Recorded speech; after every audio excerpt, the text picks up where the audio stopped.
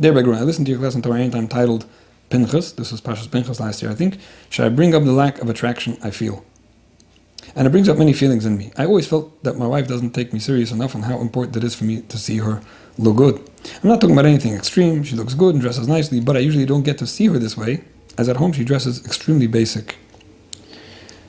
Thanks to your classes over the years that have touched upon this topic, I learned what yes to say, what not to say, and how to say it, what's a reasonable request, and how to give her her independence, etc. I actually told my wife about some of these classes, and she listened to it, and we would discuss it, and it was very beneficial for me to discuss this openly, and Baruch Hashem, it did lead to some improvement. Thank you. Okay, you're welcome, well, thank you. But in general, she takes things extremely personal, almost insulted when I bring up such a request, and she can get very angry at me, which is not her type. I do try avoiding bringing this up, as I don't want to upset her, and I don't want her being angry at me, but it still does bother me, and it almost bothers me more that she doesn't show any feelings or understanding towards what means to me a lot. There's a couple of things she would say of why she doesn't like when I bring it up, such as she feels that the way she dresses and looks is her department. I have no business giving any insight on it. She feels I'm invading her space. As far as I think, I'm not requesting anything specific, rather I just ask that she should have me in mind, knowing that looking nicer means a lot to me. Also, she feels that I need to accept her as she looks. Asking her to look better means that I'm not happy with the way she is. Obviously, you've spoken many points in the past that I need to take into account, and so that she doesn't feel these concerns, but even after listening to these classes, sometimes more than once, I still fully can't understand why she feels this way. Specifically with the second request, I don't have a clear answer. The first one maybe is coming from the previous requests that weren't presented properly before I started listening to your classes, but why would she feel that I'm not happy with her just because I'm making a request? If there's any insight you could share with me, it would be greatly appreciated. Thank you very much. Okay. So like I said, we discussed this topic quite a few times, and maybe I'll go a little off topic as well, because very often it sounds like we're talking again and again about women looking good for husbands and how important it is, and women should understand it, and husbands are allowed to feel this way, and it's a big topic, and I spoke about it many times. But I think what's relevant over here is that it's not only in this topic. In other words, this wasn't the question, and it's not only over here. You can have the same thing when women are nagging men to get up early or to learn more, or women and men are nagging each other about how the relationship with the parents should look. Why don't you call my mother more often? Why don't you say this to your mother? Why don't you do this? There's so many things that people have a request, let's call it a request. I'm basically requesting of you something, right? It's not about me, it's about you, it's true.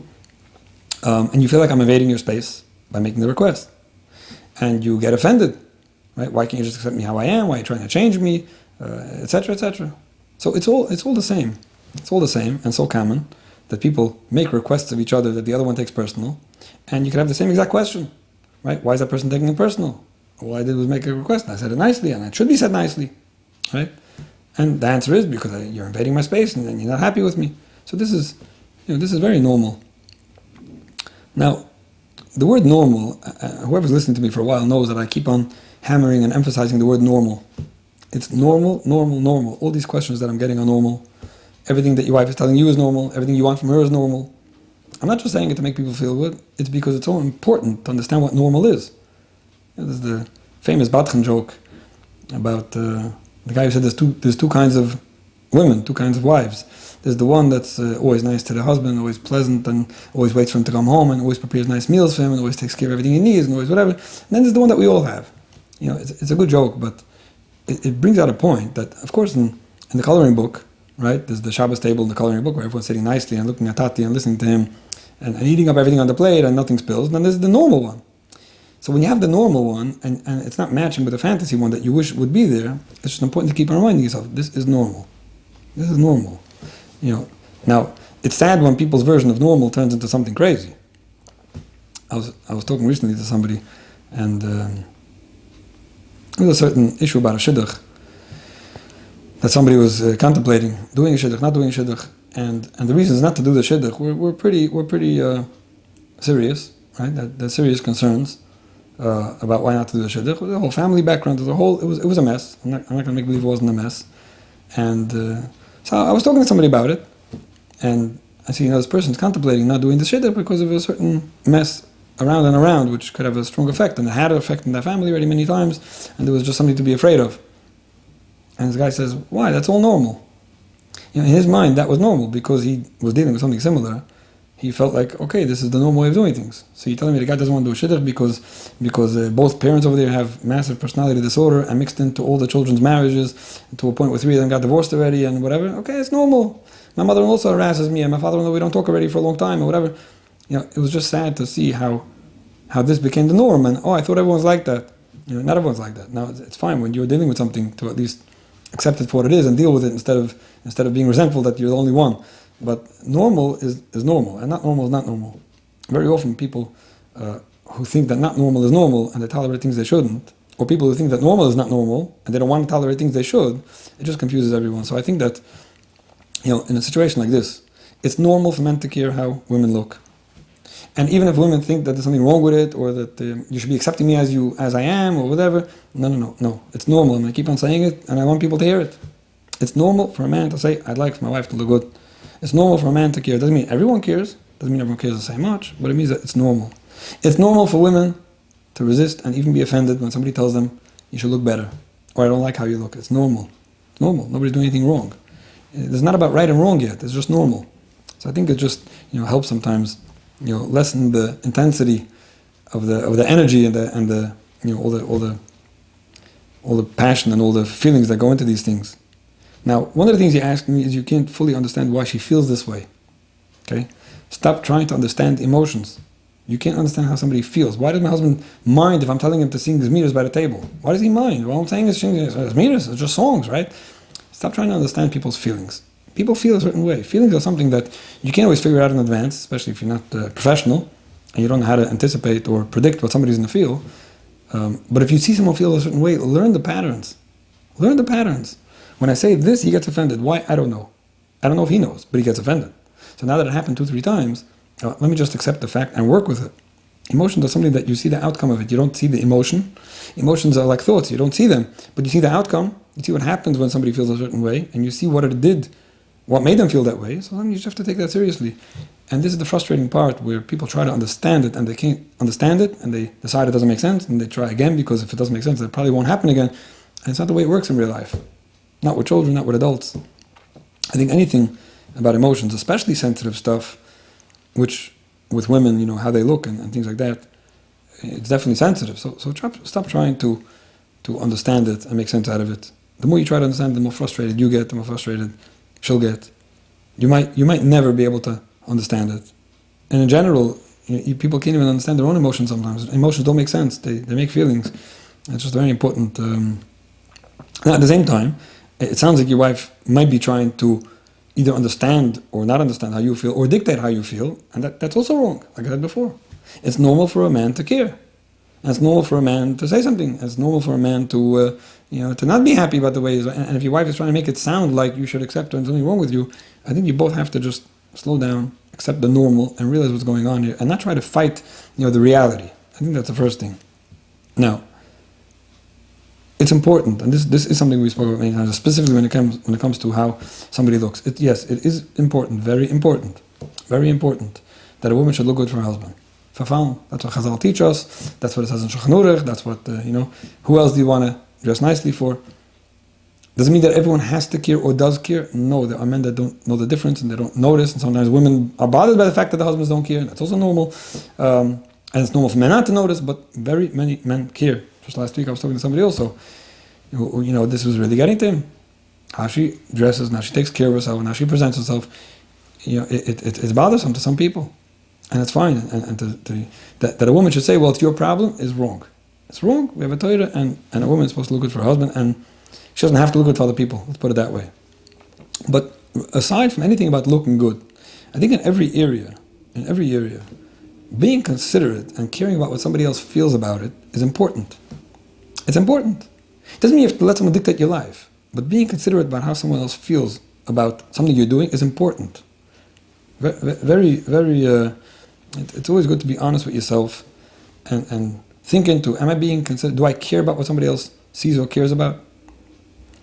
Let's say, one of the examples I gave before, a woman wants her husband to learn more, sing more, right? Does he have to start learning and singing, to her, like she's the choir leader, and she's going to tell him, no, he doesn't have to. She should be respectful of that. But when you think into it, could it be that really it makes sense that she would appreciate this? Why wouldn't I do it for her? I don't want to do it that much because that's too much for me. It makes me feel very controlled or very intimidated or just uncomfortable because it's not who I am. But somewhat. Do I not care at all about what she cares about? I think it's important, to care. So I think that if you're not happy about something your spouse is doing, you shouldn't deny it. You should feel comfortable with the fact that, yes, I would appreciate it if you did this for me. Right? You don't have to. And it's important to acknowledge first to yourself that your spouse doesn't have to do anything for you. They don't have to. They're also people, and it's not your place to control someone else. But don't deny it. When you start denying things and you start getting resentful inside and you start coming up with different reasons why you're unhappy and you start blaming it on other people or on yourself or whatever, it's usually not good. By the time somebody acknowledges their feeling about something, it gives them the opportunity to decide, okay, is there a good way to present this in a healthy way that could actually be productive and make you feel good and make me feel good? Or is there not? There are times when you decide that I tried every right way, I said it the nicest way possible, with the most encouragement and the most good feeling, and it didn't go well, so I think I'm just going to stop. It's a very responsible decision that people make sometimes to just drop a topic because it's not going anywhere. I wish I could do it better. I'll learn the ways to communicate. I'll get advice from somebody who could tell me, say it this way, that way, don't say it that time. But if I did all that and it didn't work, then sometimes you drop it. You don't walk around resentful for the rest of your life and being a victim the rest of your life and talking about how, okay, so I'm not saying anything. I'm not saying, those people that keep on saying, I'm not going to say anything about this because I know it won't go anywhere anyway, and I already accepted it, and here I am, and I accepted it, I'm not saying anything. I didn't accept anything. You're just frustrated, and instead of asking someone nicely, you just decided to make them feel bad about it. But when you acknowledge what you want, and you try to think, is there a nicer way to say it?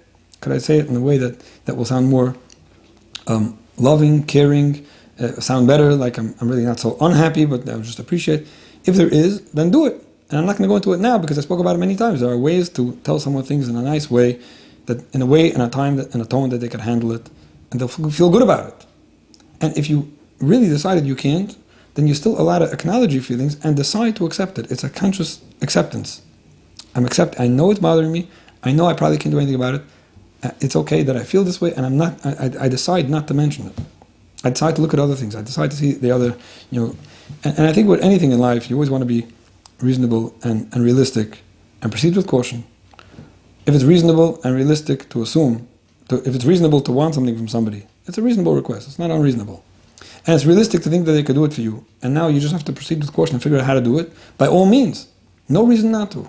No reason not to ask. If anyone's telling you you're invading someone else's place by asking nicely that they do something for you, I mean, what kind of relationship is it where you can't ask someone to do something? But if it's not reasonable, and you should be thoughtful about it, is it reasonable to expect that this person could do this for you? Is it reasonable or not reasonable? Are you asking something reasonable or are you asking something unreasonable? Is it realistic to think that they could actually do it, or for whatever reason you learned that they just might not be able to? It's very important. So if anyone's telling you, or anyone's telling each other, that by you requesting something of me, you're invading my place, my space, it's wrong. Anyone should be able to request of someone else something. And if I can't request it because I'm invading your space, and therefore I have to choke my feelings, I'm not allowed to say anything because it's not allowed to bother me or affect me, or I'm not allowed to care, I think it's wrong. You shouldn't be controlling someone and dictating how what they do, but you're allowed to request. But the one making the request is also allowed to be reasonable and realistic. There's another point that you said over here about the fact that it bothers you that she doesn't care about something. And this is something I spoke about many times. When you request something of someone, especially when you making the request of them, and they do it for you, and you do it for you, the fact that they don't care for it like you do, or don't agree about it, and think the way you think, don't get stuck on that. Like I started off before, we're all allowed to see things differently. I don't have to agree with you or care about something. If I'm taking you serious, that's enough reason to show a lot of appreciation. And when you get resentful about the fact that, so you're doing it for me? Why don't you want? What does it mean to you that I want? That people just get stuck on those things. And okay, so you know what? Don't do it for me. Why not? Because if you're not doing it because you want, then don't get so stuck on what people want. If they would have wanted, they would have done it on their own. Stop going into the debates and arguments about who should want and what should want. I think it's so important to just accept the fact that we might see things differently, care about things differently. And if somebody does something for you, appreciate it. And this is another point that I wanted to pick up on over here, because you said that after listening to some classes and understanding the topic, things got better. So if things got better, there's definitely room for a lot of appreciation. Appreciation is a huge key to a lot of good things. What happens is people appreciate something because I said thank you, and now I want more. Now it's fine to want more. A lot of the way of getting more, right? A good way to get more is by appreciating what you have. People are afraid sometimes that if I appreciate too much, it will look like I'm happy with what I have already and I'm not going to get more. You might not, But very often, especially when you don't have another way, which doesn't sound like you really have another way, appreciating what somebody does and showing them how much it means to you and being genuine with your appreciation, it makes people feel good. Nobody's stupid. They know how to get more appreciation out of you. They know what you really want, usually, if they're married to you. Right? So by being genuine and lavish with your appreciation, how you're expressing it, very often, both because someone deserves it, just by the fact that they're taking you seriously, very often that's what's actually going to get you, a lot further.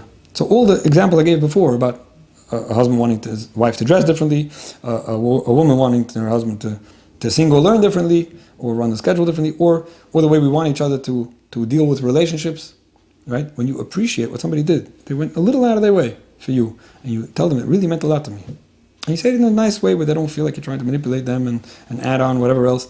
Very often that's what's going to push them in the right direction. And there's definitely place for a lot of appreciation.